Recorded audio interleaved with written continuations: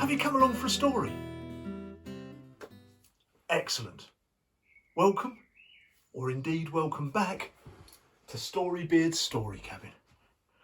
Right, I'd better get ready. And whilst I'm getting ready, I'd better think about what story we're going to do today. Let me see now. Yes. Now here's an idea, I think. This is a story that comes from the borderlands of England and Wales, but it's from so long ago that neither of those countries existed. And it goes something like this. There was once a king called Vortigen, and on the borders of his kingdom there was a great hill, and he wanted to build a castle on top of that hill. So he sent out a decree, a message across his kingdom for the finest masons and smiths and carpenters to come and help him build the castle. He gathered a great workforce around him, and they started to work on the castle, digging out great foundations and starting the base of the stone walls. But as the sun went down on the 7th day of work, that hill was beset by a trembling, a shaking, a quaking, the likes of which no one had ever experienced. And every stone and every piece of timber that they had put up tumbled to the ground, shaken down. Vortigen was not downhearted and he was not perturbed. He set them to working again the next day. The smiths and the masons and the carpenters worked harder than before, and by the 7th day had raised the walls higher than they had been previously. But as the sun went down on the 7th day, that hill was beset by a trembling, a shaking, a quaking, the likes of which no one had ever experienced before. And every stone and every piece of timber tumbled to the ground, shaken down. Vortigen decided to try once more. And all of the smiths and all of the masons and all of the carpenters went to work and worked even harder than they had the previous 2 times. And by the 7th day, they had raised the walls higher than they had been before. But as the sun went down on the 7th day, well, I think you know what happened. That hill was beset by a trembling, a quaking, a shaking, and every stone and every piece of timber was thrown to the ground, shaken down. Vortigen did not know what to do. He gathered his court around him and he asked for advice. And everybody had a different piece of advice. One would say, "Oh, you must appease the gods." And another would say, "Oh, it's to do with the air spirits." And one even said, "It's to do with giants breaking wind underground." And they were all talking at once, and Vortigen could barely hear himself think. And then one old lady at the back of the room, who had been unobserved before, stamped her feet 3 times.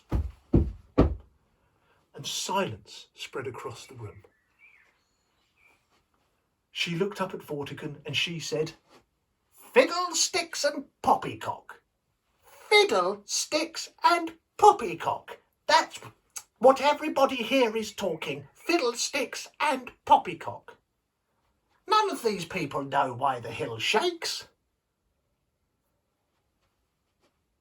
"Well, do you?" asked Vortigen. "No," said the old lady, "but I know who does. You must travel to Myrddin, and there you will find a boy of but 7 summers' age, and he will be able to tell you why the hill shakes. Bring him back here with you." Well, it was a long way to Myrddin from Vortigen's kingdom. And he didn't really want to travel that far, but he also didn't see what choice he had. He said to the old lady, if that boy isn't there, or if he can't help me, then things will go very badly for you. But then again, if he is there and can help me, things will go very well." The old lady shrugged and said, "Things will be as things will be," and turned on her heel and walked out of the courtroom. And so Vortigen travelled to Caer Myrddin, and there indeed was a boy just 7 summers old. He had blonde hair, and one eye was green and one eye was blue. He greeted the king. "My King Vortigen, I have been expecting you." Now the king had never met this boy before. He was amazed and he was impressed. He thought to himself, "It seems the old lady might be right. If anybody knows why the hill shakes, it will be this boy." So together they travelled back to the hill on the borders of Vortigen's kingdom. And when the 7th day came around, they climbed to the top of the hill and waited. And as the sun went down, that hill was beset with a trembling, a quaking, a shaking. And the boy knelt down on the ground and put his ear down against the turf and listened. And after a few moments he stood up and he said, "My Lord King, beneath this very hill is a great lake. And on one side of that great lake there is a cave with a red dragon on it.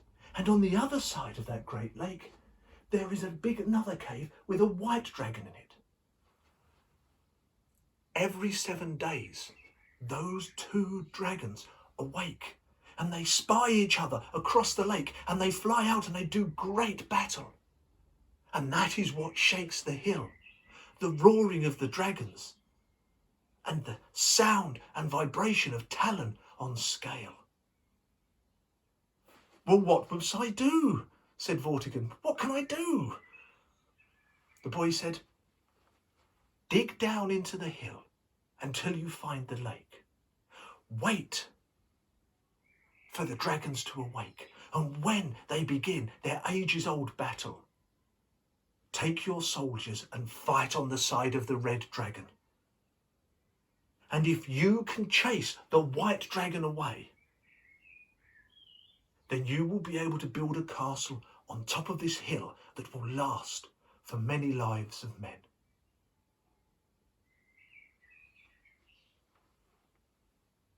So Vortigen gave each of his workers a spade and they dug down into the hill as far as they could. And they did indeed find a lake with 2 caves, one with a red dragon asleep and one with a white dragon asleep.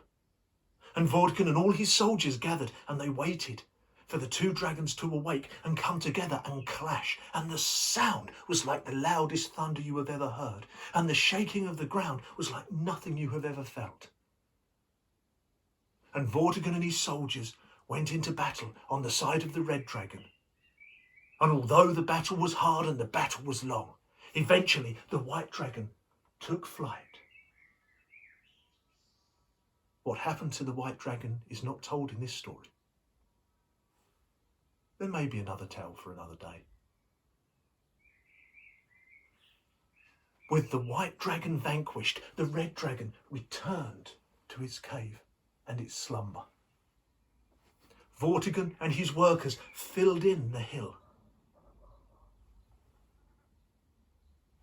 And the smiths and the masons and the carpenters went to work building the castle. Vortigen turned to the boy and said, "I owe you so much, and I do not even know your name." The boy said, "Where did you find me?"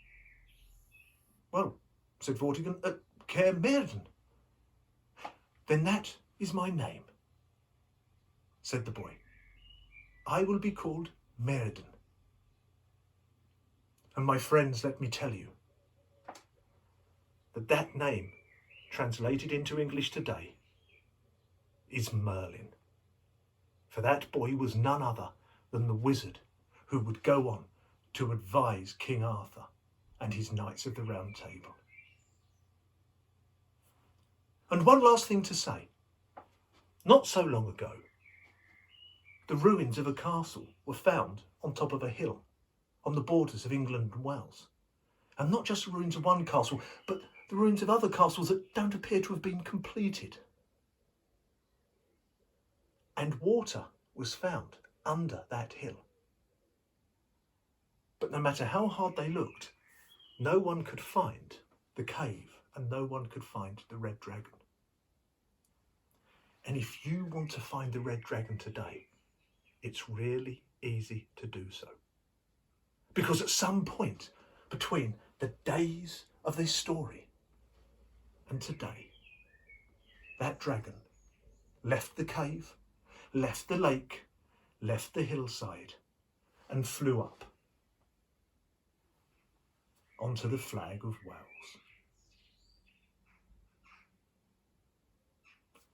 Thank you so much for coming along and joining me here in the story cabin. That was the story of Vortigen and Myrddin, or Merlin. I hope you enjoyed it and I hope you come back and join us for another story on another day. Take care now. Bye-bye.